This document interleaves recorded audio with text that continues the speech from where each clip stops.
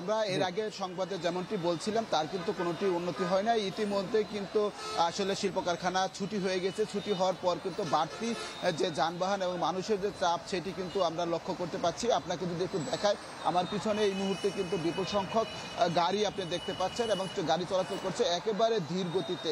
এর কারণ হলো গত বৃহস্পতিবার থেকেই কিন্তু এইভাবে গাড়ি যাচ্ছে একেবারে ধীর গতিতে। কারণ যে দুটি সড়ক রয়েছে, একটি যে সমস্ত গাড়িগুলো মূলত রাজধানী গাবতলী থেকে ছেড়ে আসে সেই গাড়িগুলো কিন্তু চন্দ্রাতে এসে এবং যে গাড়িগুলো মহাখালী থেকে ছেড়ে আসে গাজীপুর চৌরাস্তা হয়ে দুটি সড়কের গাড়ি কিন্তু এক সড়কে যে মিলিত হয়, তো দুটি সড়কে কিন্তু ফোর লেন 8 লেনে গাড়ি মূলত এসে 4 লেনে মিলিত হয়। কিন্তু 4 লেনের সড়কটিতেও কিন্তু সামনে গিয়ে আবার ডিভাইডেড করা হয়েছে, অর্থাৎ 4 লেনের যে 8 লেনে গাড়ি সেই 8 লেনে কিন্তু 2 লেনে এখান থেকে পারাপার হচ্ছে, যে কারণে মহাসড়কে যে দীর্ঘ যানবাহনের সারি সেটি কিন্তু আসলে সারি বেড়েই চলছে। আমরা যত সময় যাচ্ছে ততই কিন্তু যানবাহনের সংখ্যা বাড়ছে এবং মানুষের যে ভোগান্তি সেটি কিন্তু আমরা দেখতে পাচ্ছি। তো পুলিশ এবং আইনশৃঙ্খলা বাহিনীর সদস্যরা তারাও কিন্তু কাজ করে যাচ্ছে, যেহেতু ইতিমধ্যে শিল্প কারখানা ছুটি হয়ে গেছে এবং ছুটি হওয়ার পরই কিন্তু মানুষের সংখ্যাও বেড়ে গিয়েছে এবং ধারণা করা হচ্ছে এই যে চাপ এখন থেকে শুরু হয়ে গেছে সেটি হয়তো আগামীকাল পর্যন্ত এরকম থাকবে এবং রাত্রে যদি কোনো কারণে কোনো যানবাহন বিকল হয়ে যায় মহাসড়কে, সেই ক্ষেত্রে কিন্তু মানুষের ভোগান্তিটা আরও বেড়ে যেতে পারে। আমরা যতটুকু জানতে পেরেছি ঢাকা টাঙ্গাইল এবং ঢাকা ময়মনসিংহ মহাসড়ক দুটি সড়কেই কিন্তু মানুষের এবং যানবাহনের যে সংখ্যা সেগুলো বেড়ে গেছে, আর বেড়ে যাওয়ার কারণে মূলত মহাসড়কে যে মানুষের ভোগান্তি সেটি বেড়ে গিয়েছে এবং এখন পুলিশ আইনশৃঙ্খলা বাহিনীর সদস্যরা বলছে তারা আসলে সর্বাত্মক কাজ করে যাচ্ছে যাতে করে বড় ধরনের কোনো যানজটের সৃষ্টি না হয়, সেই লক্ষ্যেই কাজ করছে। এখন দেখার বিষয় আইনশৃঙ্খলা বাহিনীর যে ব্যবস্থা করেছে সেটি কতটুকু কাজে লাগে।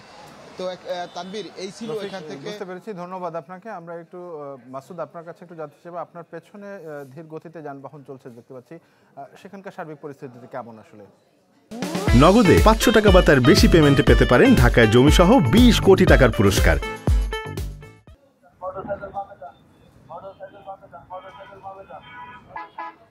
আপনি জানেন সারা বাংলাদেশের যতগুলো মহাসড়ক রয়েছে তার মধ্যে অত্যন্ত গুরুত্বপূর্ণ একটি মহাসড়ক এই ঢাকা টাঙ্গাইল বঙ্গবন্ধু সেতু মহাসড়ক। মানে এই মহাসড়ক দিয়ে উত্তরাঞ্চলের সহ বিভিন্ন জায়গার প্রায় 25টি জেলার মানুষ কিন্তু এই মহাসড়ক দিয়ে চলাচল করে এবং এই মহাসড়কে কিন্তু ঈদের ঠিক আগ মুহূর্তে যে স্বাভাবিক গতিতে যে যানবাহন বা যে পরিমাণ যানবাহন চলে তার দ্বিগুণ প্রায় কয়েক গুণ বেশি কিন্তু যানবাহন চলাচল করে এই মহাসড়ক দিয়ে।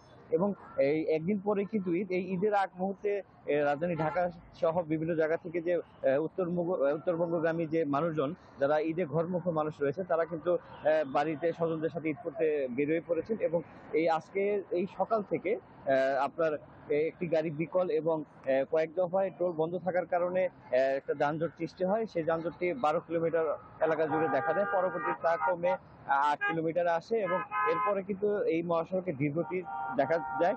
গত কয়েক ঘন্টা ধরে কিন্তু ধীরগতিতে এই মহাসড়কে যান চলাচল করছে। আমি এই মুহূর্তে দাঁড়িয়ে আছি বঙ্গবন্ধু সেতু টোল প্লাজার আনুমানিক 300 মিটারের মধ্যে এবং আমি এই জায়গা থেকে আপনাকে একটু দেখাচ্ছি যে এই যে গাড়িগুলো যাচ্ছে সবই কিন্তু উত্তরবঙ্গ লেনে যাচ্ছে এবং এই গাড়িগুলো কিন্তু খুব ধীরগতিতে চলাচল করছে। আবার কিছু সময় কিন্তু এই গাড়িগুলোকে থেমে যেতেও দেখা গেছে, আবার 3 থেকে 4 মিনিট পর পর আবার গাড়িগুলো উত্তরবঙ্গের দিকে টানছে।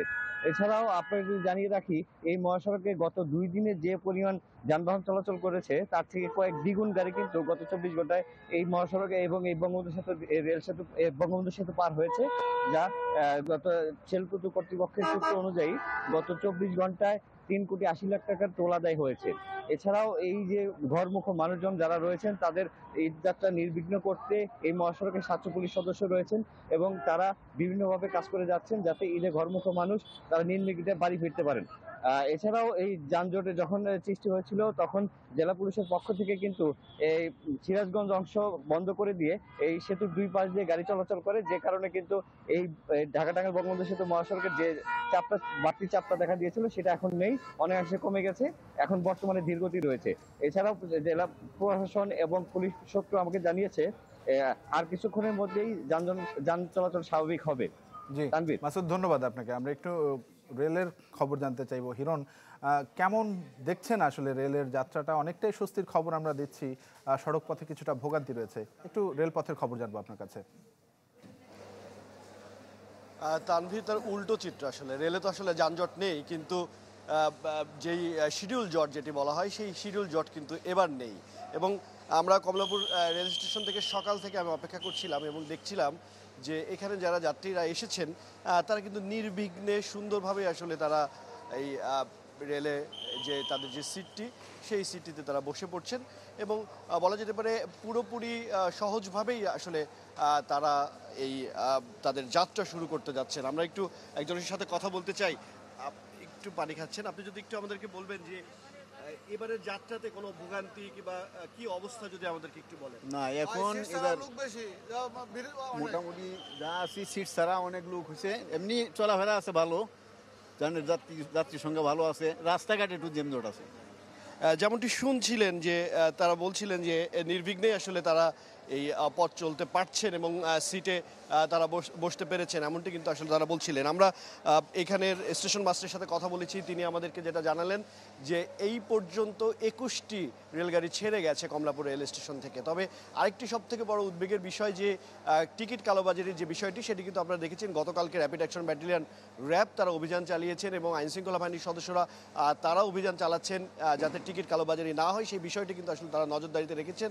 এখানে আমরা দেখেছি রেল পুলিশ, আনসার এবং পুরো এলাকাতে ঘিরে কিন্তু আসলে নিরাপত্তার চাদরে মুড়ে রাখার চেষ্টা করছেন আইন শৃঙ্খলা বাহিনীর সদস্যরা। আরেকটি বিষয় সাধারণত দেখা যায় যে এখান থেকে কমলাপুর থেকে রেল মূলত যখন এখান থেকে যাত্রা শুরু করে তারপরে রেল স্টেশন, ক্যান্টনমেন্ট কিংবা এয়ারপোর্টে এই এলাকাগুলোতে কিন্তু আসলে বাড়তি যাত্রী ওঠার একটা প্রবণতা দেখা যায়, সেটি কিন্তু আসলে নজরদারিতে রাখছেন বলে জানিয়েছেন এই স্টেশন মাস্টার, এমনটি কিন্তু আমাদেরকে জানিয়েছেন। এই ছিল এখান থেকে মূলত সর্বশেষ। এখন যে ট্রেনটি আমার কাছে দাঁড়িয়ে আছে সেটি আসলে মোহনগঞ্জ এক্সপ্রেস, আর কিছুক্ষণের মধ্যে হয়তো বা সেই ট্রেনটি ছেড়ে যাবে। এই ছিল। ধন্যবাদ আপনাকে আমাদের সঙ্গে যুক্ত হওয়ার জন্য।